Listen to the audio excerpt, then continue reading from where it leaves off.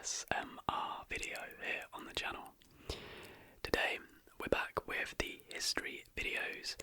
I realised when I was looking at my sort of spreadsheet of video ideas and topics, I have so many history topics planned. I think there's 60 things I've put down, and the majority of those are literally from your guys' suggestions. So today, the attack on Pearl Harbour was one that was suggested by one of you, so we do them. So if there is a particular historical topic or event, time period you would like to see covered in the future, then do leave a comment now.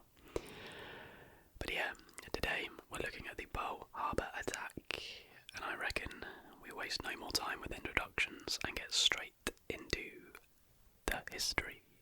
Okay, so the Pearl Harbour attack was on December 7th, 1941, and it was a surprise aerial attack on the US naval base at Pearl Harbour on Oahu Island in Hawaii by the Japanese, which precipitated the entry of the United States into World War II. The strike climaxed a decade of worsening relations between the United States and Japan. So the prelude to the war, the prelude. In the late 1930s, American foreign policy in the Pacific hinged on support for China, and aggression against China by Japan therefore necessarily would bring Japan into conflict with the United States.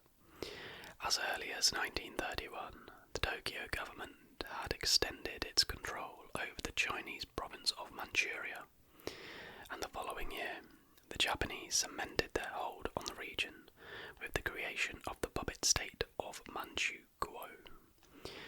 A clash at the Marco Polo Bridge near Beijing on July 7th, 1937, signalled the beginning of open warfare between Japan and the United Front of Chinese Nationalists and the Chinese Communist Party.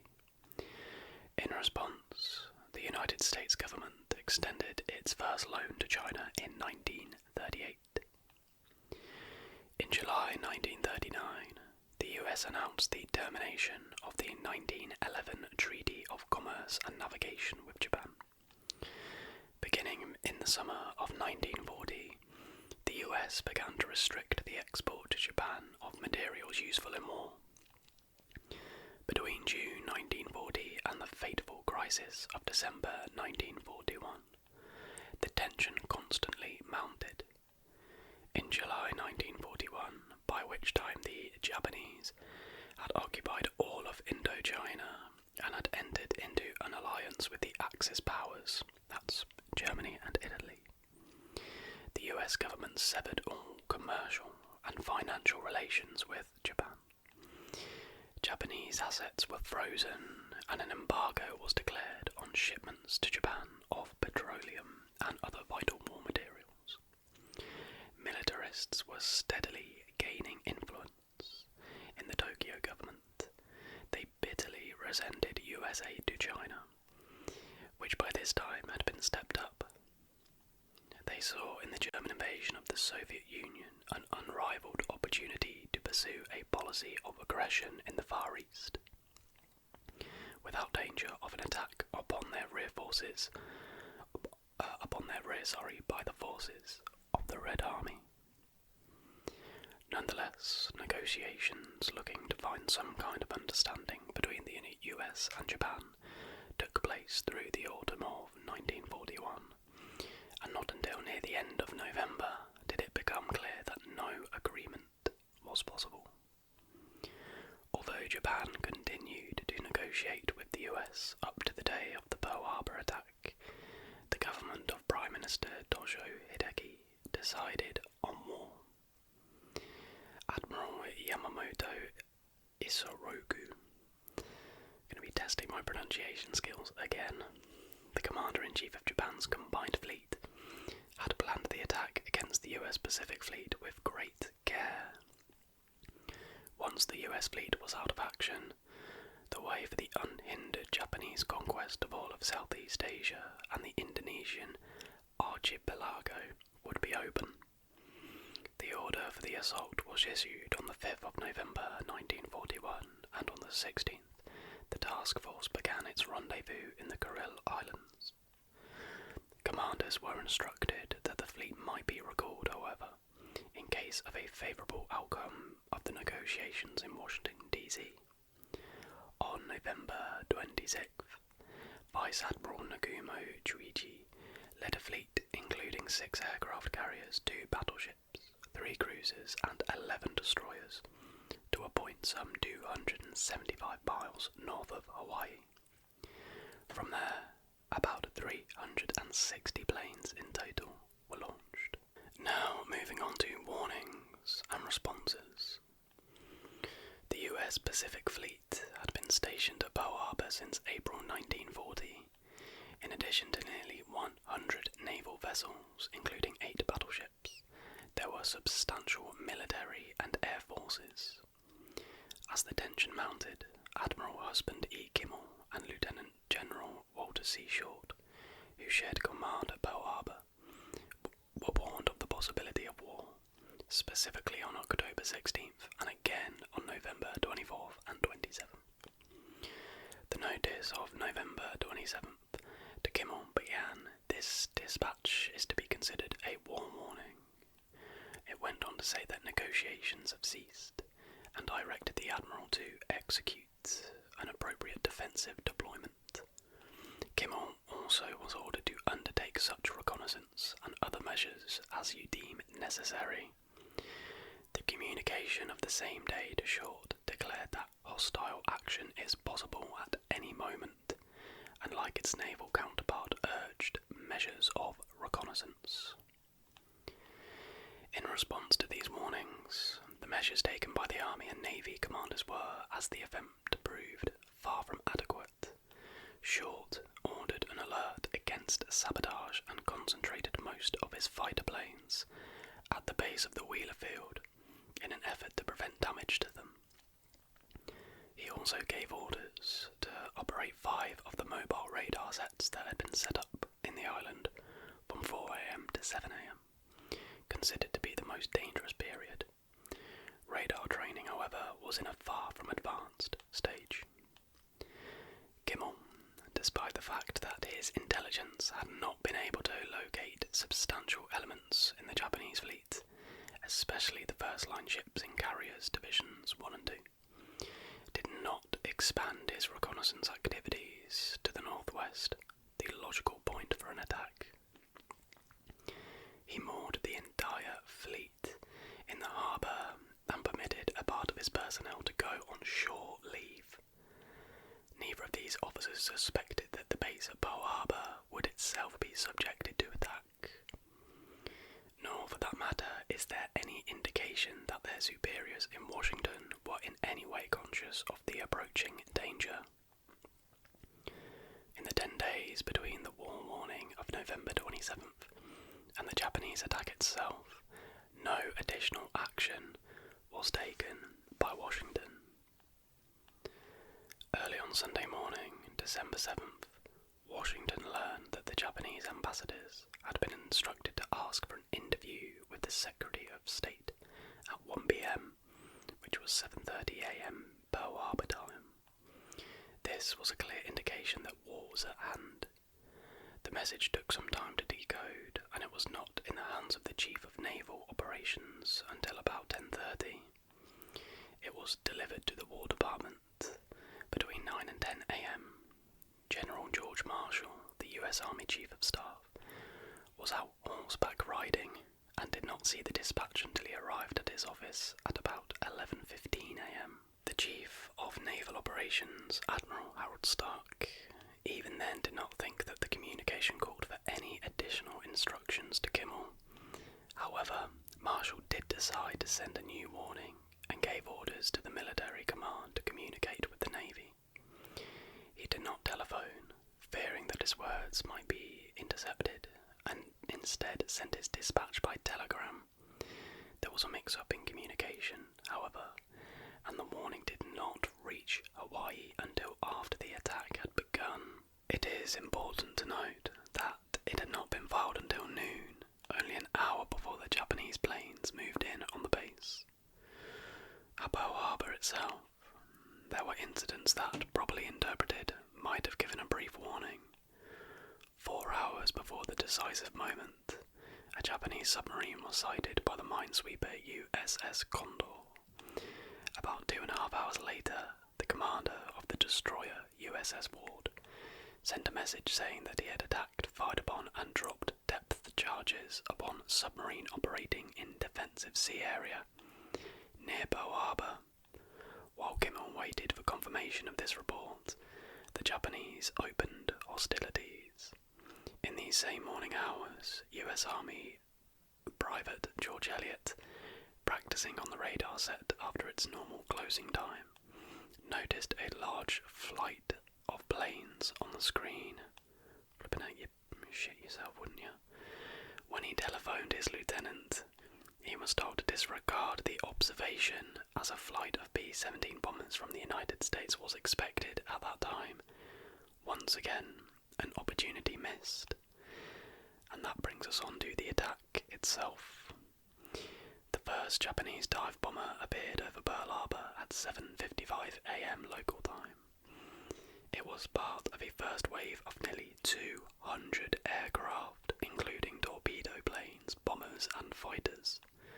Within a quarter of an hour, the various airfields at the base were subjected to savage attack.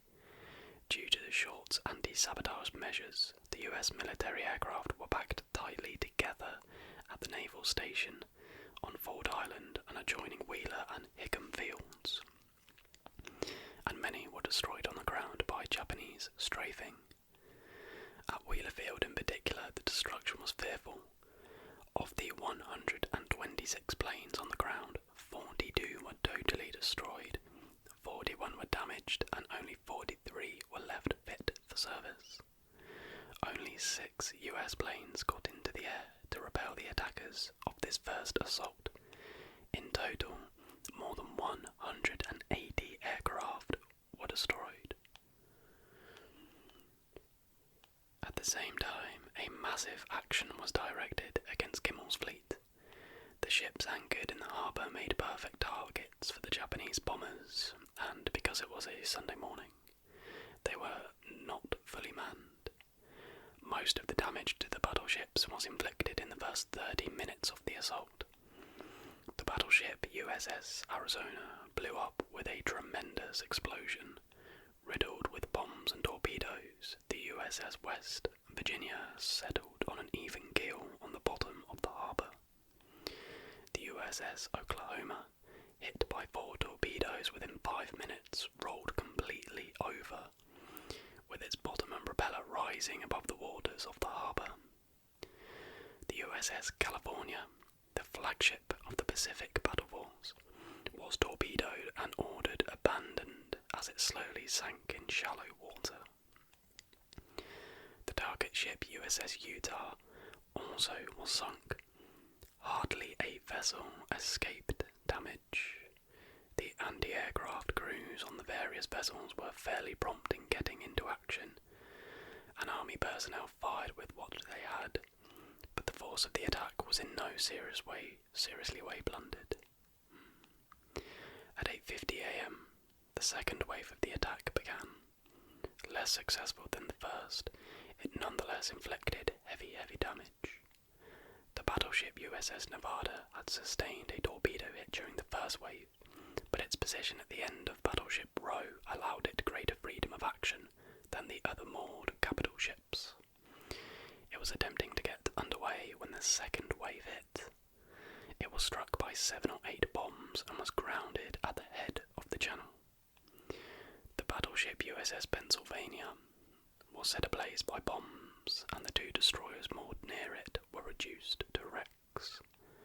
The destroyer USS Shaw was split in 2 by a great explosion.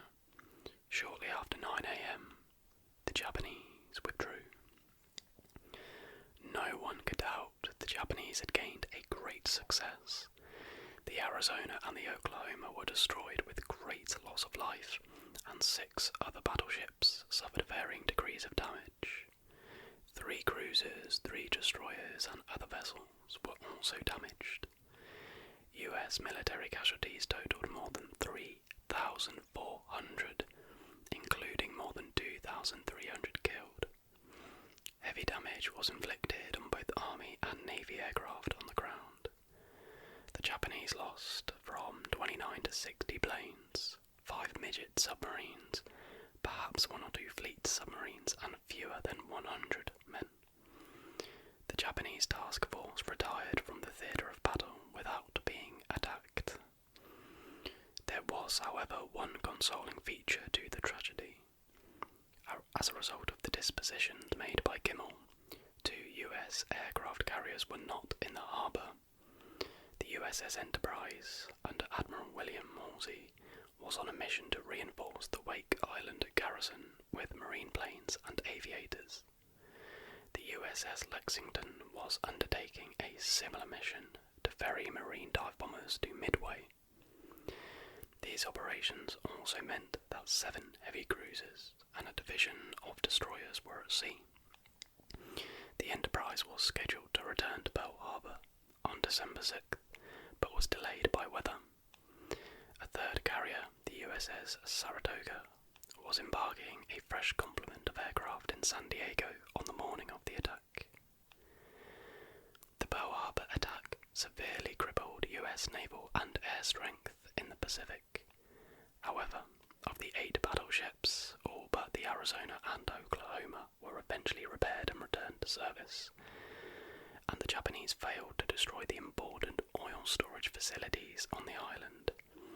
The date which will live in infamy, as US President Franklin D. Roosevelt termed it, unified the US public and swept away any earlier support for neutrality. On December 8th, Congress declared war on Japan with only one dissenting vote, Representative Jeanette Rankin of Montana, who had also voted against US entry into World War I. Now this next section is titled Investigations, Accusations and Interpretations.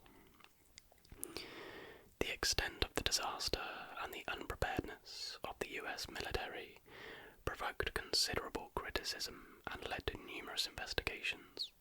Both Kimmel and Short were relieved of duty, and almost immediately after the assault, the President appointed a commission headed by US Supreme Court Justice Owen J. Roberts to examine the facts and to fix responsibility.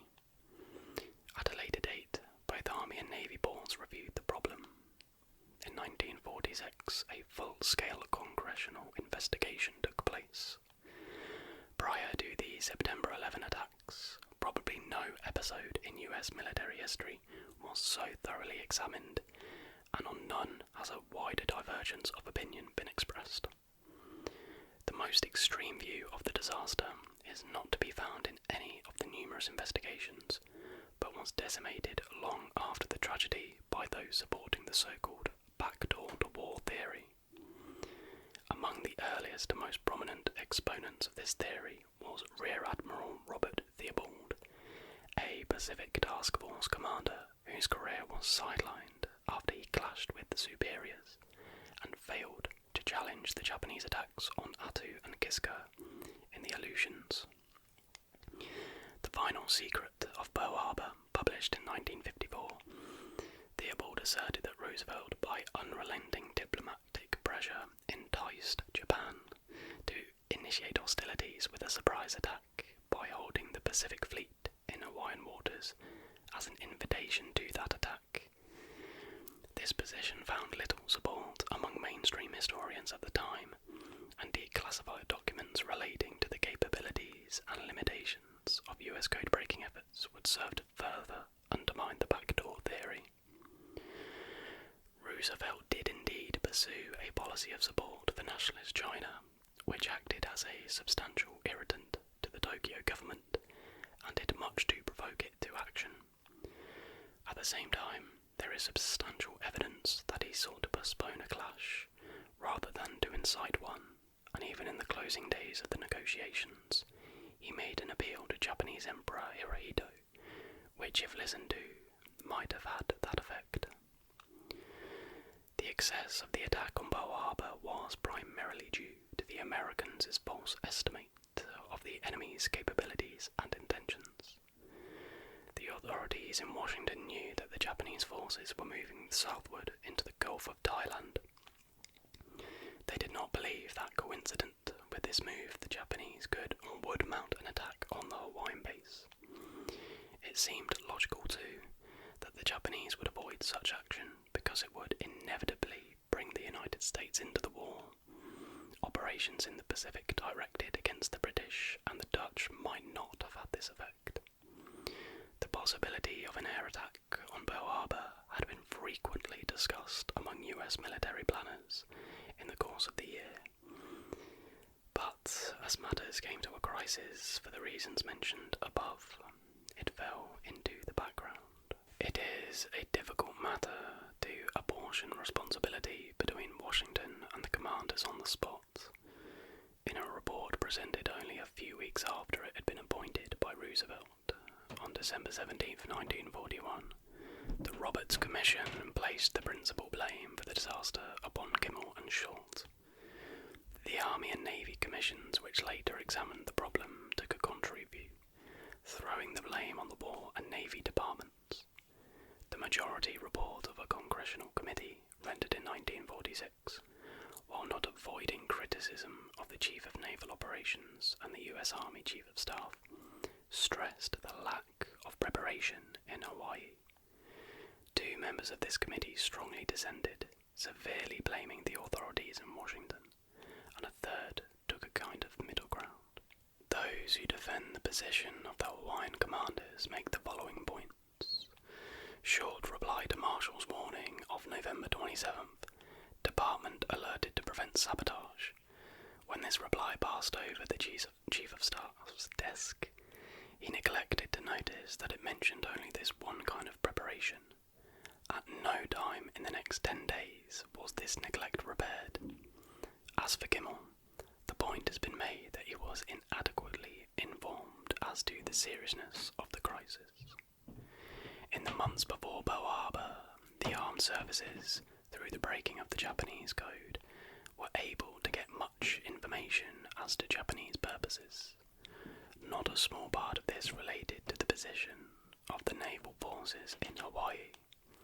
Kimmel himself claimed that he'd been put in possession of this material, he would have taken far stronger measures than he actually did.